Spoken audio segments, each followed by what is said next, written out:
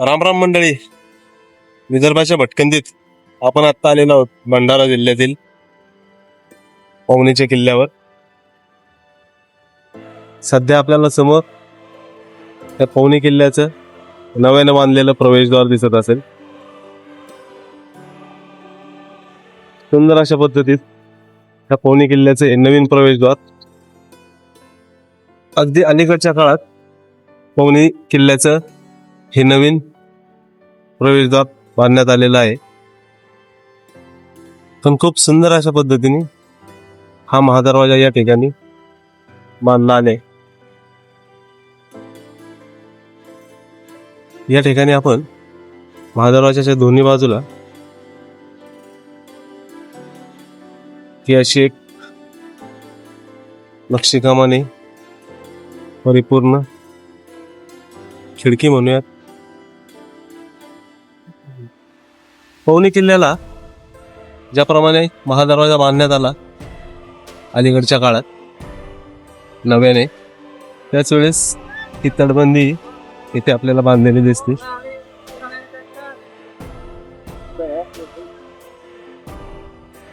पवनीगडाचा हा महादरवाजा, या महादरवाजाच्या शेजारीच दुसऱ्या बाजूची तटबंदी आहे. त्या तटबंदीतून वर जाण्यास आपल्याला हा पायरी मार्ग आहे. चला आपण तटबंदीवर जाऊ आणि पाहून घेऊयात वरून आपल्याला किल्ल्याचा परिसर, पवनी शहराचं रूप कशा पद्धतीत दिसते पाहूयात.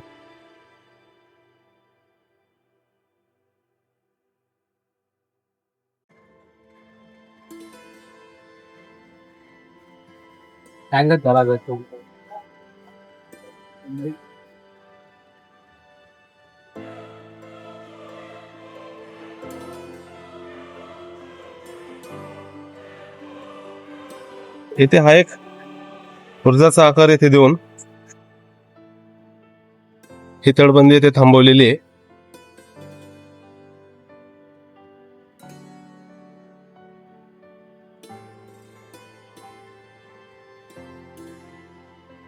शोभेचे विजेचे दिवे आपल्याला या ठिकाणी दिसतील.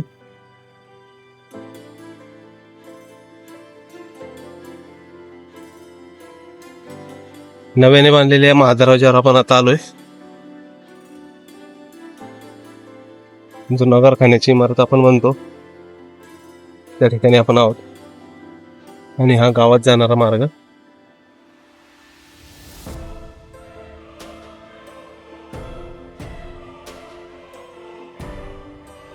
आणि हा मुख्य मार्ग आहे.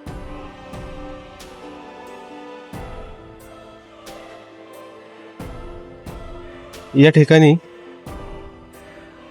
तटावरून फिरण्यासारखी छान अशी व्यवस्था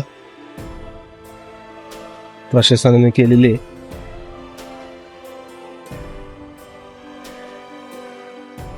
चला आपण गावातल्या आता जुन्या अवशेषांकडे जाऊयात. गावात किल्ल्याच्या जुन्या अवशेषांपैकी आपल्याला काय पाहता येईल, काय सापडते ते पाहू.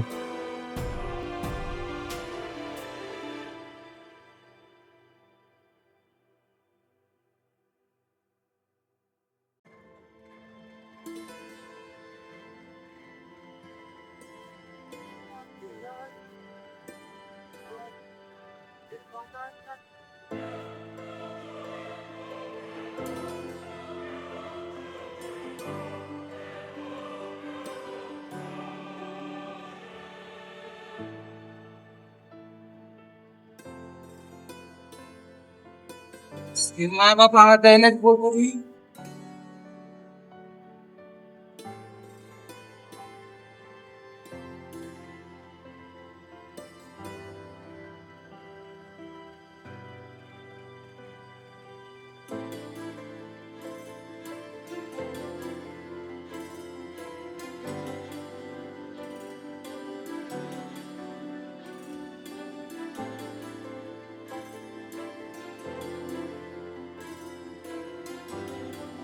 सध्या आपण पवनी किल्ल्याच्या दुसऱ्या दरवाज्यात आलेलो आहोत. इथे बऱ्यापैकी संवर्धनाचे काम चालू आहे.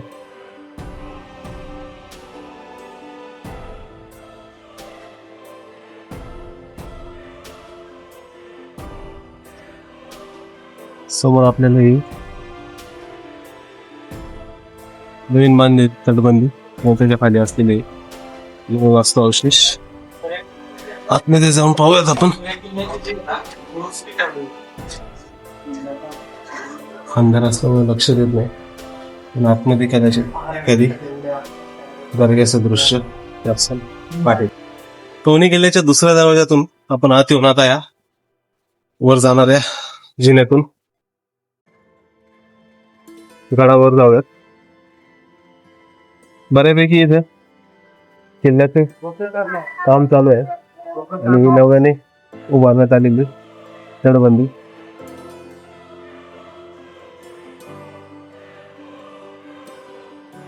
काम जोरात प्रगतीपथावर सुरू आहे. काही दिवसात किंवा वर्षात नक्कीच आणखी आपल्याला एक सुंदर किल्ला या ठिकाणी नव्याने बांधलेला दिसेल. जुना बुरुज काही प्रमाणात खाली आहे, त्यावरच थोडीशी उंची वाढून त्या बुरुजाचे नवीन बांधकाम या ठिकाणी पूर्ण होईल. पूर्णपणे असा हा गोलाकार आकार देऊन हे बांधकाम करण्यात येत आहे. आपण आता ह्या तटबंदीच्या जुन्या अवशेषांवरून वर जाऊयात. या ठिकाणी चुना जो या बांधकामासाठी खूप महत्वाचा आहे, तो या ठिकाणी असा तयार करण्यात येत असेल किंवा तो एकत्रित करून पुढे बांधकामासाठी वापरला जात असेल. आणि या ठिकाणी आपल्याला हे जुन्या बुरुजाचे अवशेष आणि त्यावर ही नव्याने रचण्यात येणारी तटबंदी.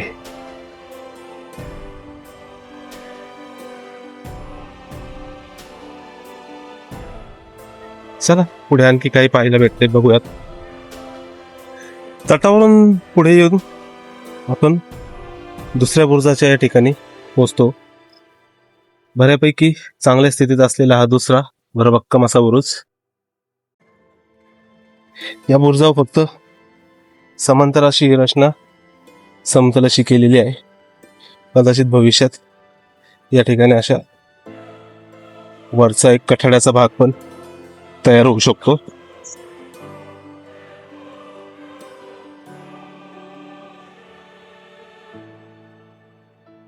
सुंदर अशी तटावरची वाट,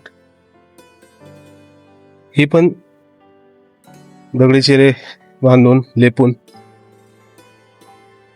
सुंदररित्या तयार केलेली आहे. पुढे आल्यानंतर आपल्याला हा तिसरा बुरुज पाहता येतो. ज्या बुरुजाचं बांधकाम आहे बऱ्यापैकी जुन्या पद्धतीत अजून तरी शिल्लक आहे. यावर एक मनोराही आपल्याला दिसत आहे.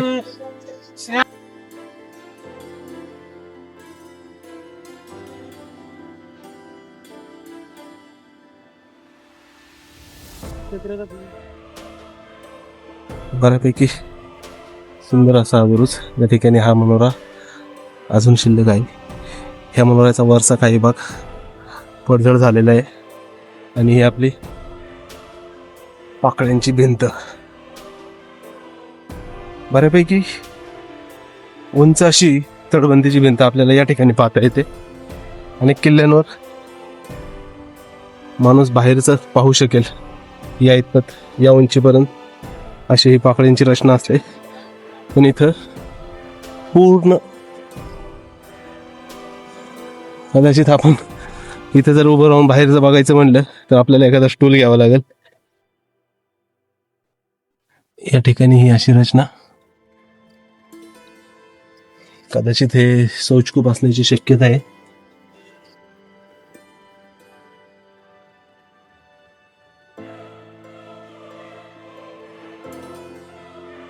तटबंदीवरून फिरताना आपल्याला हे आजूबाजूला दुसऱ्या बाजूला जे आहे ते बऱ्यापैकी जंगल झाडी दिसते.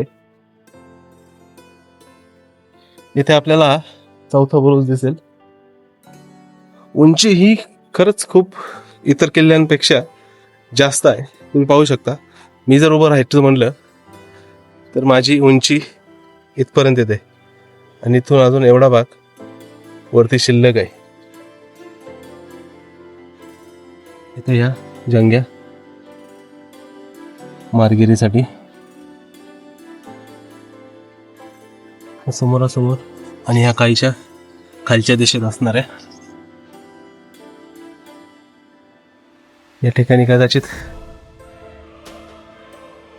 काहीतरी प्रयोजन असेल, कुठल्या तरी कमानी संदर्भात एखादी लाकडी वस्तू असून तिचा आधार घेऊन एक कमान इथं तयार केली असेल.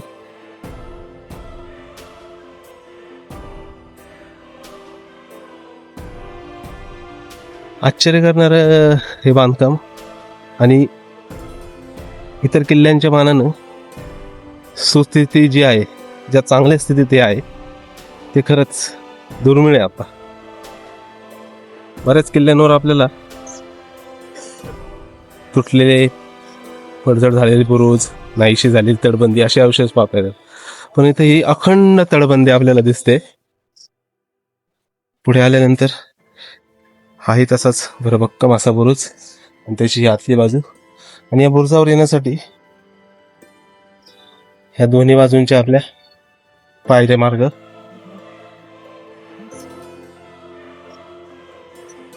चला पुढे पाहूयात.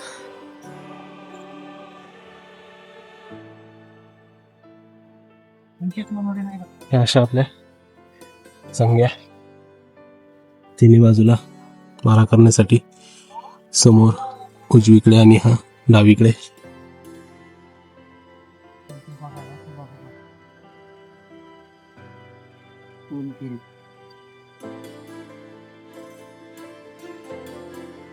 दरवाजाच्या पासून सुरू झालेली आपली गडाची तटबंदी या ठिकाणी इथं थांबलेली आपल्याला दिसते, आणि हे शेवटच्या बुरुजाच्या ठिकाणी असलेले दोन मनोरे.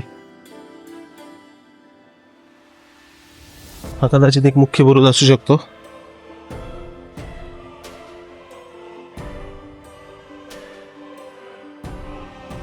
खूप सुंदर असा हा मनोरा आहे.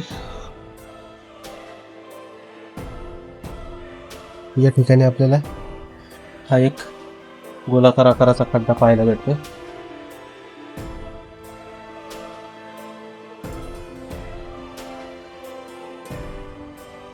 या ठिकाणी पुढच्या बाजूने जर आपण गेलो तर पुढे कुठल्याही प्रकारची तटबंदी आपल्याला दिसणार नाही.